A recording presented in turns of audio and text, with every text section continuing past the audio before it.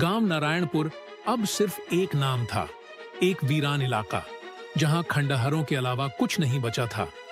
कभी यहां जीवन बसता था, लेकिन अब सन्नाटे के सिवा कुछ नहीं था। कहते हैं कि इस गांव में कुछ ऐसा हुआ था जिसने इसे शापित बना दिया। कोई यहां जाने की हिम्मत नहीं करता था, लेकिन रवि और अजय जैसे साहसी युवकों को इस गांव का रहस्य जानने की जिज्ञासा थी। रवि और अजय दोनों अपने कैमरे और टॉर्च लेकर गांव की तरफ बढ़े। गांव के बाहर एक पुराना बोर्ड लटका था, अंदर जाना मना है, लेकिन दोनों ने इसे नजरअंदाज कर दिया। गांव में घुसते ही एक अजीब सी ठंडक महसूस हुई। चारों तरफ टूटी फूटी हवेलियां, गिरे हुए मंदिर और जली हुई झोपड़ियां थीं। रात होने पर दोनों ने एक पुरानी हवेली में डेरा जमाया। जैसे ही घड़ी ने 12 बजाए, उन्हें दूर से किसी औरत की रोने की आवाज सुनाई दी। दोनों चौंक उठे। अजय ने कहा, शायद हवा की आवाज होगी, सो जाओ। लेकिन रवि को भरोसा नहीं हुआ। उसने कैमरा उठाया और आवाज की दिशा में बढ़ा। जैसे ही उसने कैमरे का लेंस एडजस्ट किया, अचानक उसके सामने एक परछाई दौड़ती हुई दिखी। वह घबराकर पीछे हटा, लेकिन जब उसने दोबारा देखा, वहां कुछ नहीं था। सुबह हुई तो दोनों ने गांव को ठीक से खंगालने का फैसला किया। वे एक पुराने कुएं के पास पहुंचे, जहां मिट्टी में ताजा खून के धब्बे थे। ये खून यहां कैसे आ सकता है? अजय ने फुसफुसाकर कहा। तभी पास के एक पेड़ से अजीब सी खरखराहट की आवाज आई। दोनों उधर भागे तो देखा कि एक बुढ़िया वहां बैठी थी। उसकी आंखें सफेद थीं और वह धीरे धीरे बुदबुदा रही थी। मत जाओ, मत छेड़ो, वो जाग जाएगा। रवि ने हिम्मत करके पूछा, कौन जाग जाएगा?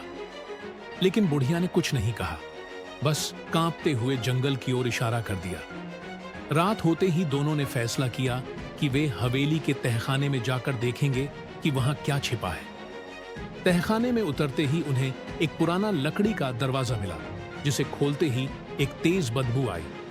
अंदर चारों तरफ हड्डियां बिखरी पड़ी थीं, कुछ इंसानों की तो कुछ जानवरों की। दीवारों पर खून से अजीब से चिन्ह बने हुए थे। तभी एक जोर की चीख सुनाई दी और दरवाजा अपने आप बंद हो गया। अंधेरे में दोनों ने टॉर्च जलाने की कोशिश की, लेकिन बैटरी खत्म हो चुकी थी। अचानक उन्हें लगा कि कोई उनके पीछे खड़ा है। रवि ने धीरे धीरे पीछे मुड़कर देखा और उसकी चीख निकल गई। उनके सामने एक अधजली आकृति खड़ी थी, जिसकी आंखों से खून बह रहा था। तुम यहां क्यों आए? ये गांव शापित है, वह आकृति गूंजती हुई आवाजों में बोली। अजय ने किसी तरह हिम्मत जुटाई और दरवाजे को धक्का देकर खोला। दोनों भागते हुए गांव से बाहर निकले और पीछे मुड़कर देखा। पूरा गांव अचानक घने कोहरे में गायब हो चुका था। रवि और अजय को अब समझ आ गया था कि नारायणपुर एक शापित गांव था, जहां जो भी गया वह कभी लौट कर नहीं आया। वे दोनों भाग्यशाली थे कि जिंदा वापस आ सके, लेकिन जाते जाते उन्हें एहसास हुआ कि कोई अब भी उन्हें देख रहा था, कोई जो चाहता था कि वे कभी वापस न आए।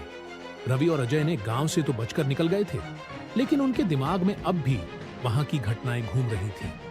वे वापस शहर आ गए, मगर हर रात अजीब सपने देखने लगे। उसी जलती हुई आत्मा के, खून से सने दीवारों के और उस बुढ़िया के जो कह रही थी, मत छेड़ो, वो जाग जाएगा। क्या हमें दोबारा वहां जाना चाहिए?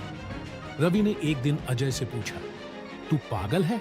हम मुश्किल से जान बचाकर आए थे।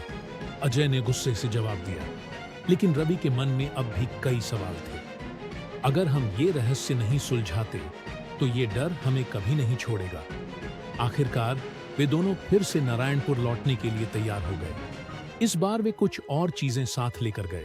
मजबूत टॉर्च, मोबाइल कैमरे और कुछ हनुमान चालीसा के पन्ने, जो रवि की मां ने जबरदस्ती थमा दिए थे।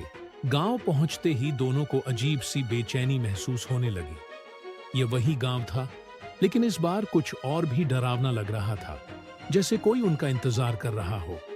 वे फिर से उस बुढ़िया के पास पहुंचे, जो अब पहले से भी ज्यादा डरी हुई थी। तुम लोग फिर आ गए? अब बच नहीं पाओगे, उसने कांपते हुए कहा। हमें सच जानना है, बताओ यहां क्या हुआ था? रवि ने जिद की। बुढ़िया ने कांपते हुए बताया, सालों पहले इस गांव में एक तांत्रिक आया था, जिसने अमृता पाने के लिए 21 लोगों की बलि दी, लेकिन उसकी साधना अधूरी रह गई। और वह जलकर मर गया। उसकी आत्मा अब भी यहाँ भटकती है और हर पूर्णिमा की रात किसी न किसी की बलि लेती है। अजय और रवि के रोंगटे खड़े हो गए। उस रात पूर्णिमा थी। रवि और अजय ने तय किया कि वे उसी हवेली में वापस जाएंगे जहां उन्होंने कंकाल देखे थे। लेकिन इस बार जैसे ही उन्होंने तहखाने का दरवाजा खोला, वे देखकर दंग रह गए। वहां अब कोई कंकाल नहीं था। यह कैसे हो सकता है? अजय फुसफुसाया। अचानक उन्हें हवा में किसी के पैरों की आहट सुनाई दी। उन्होंने टॉर्च घुमाई तो देखा एक परछाई धीरे धीरे उनकी तरफ बढ़ रही थी। भागो!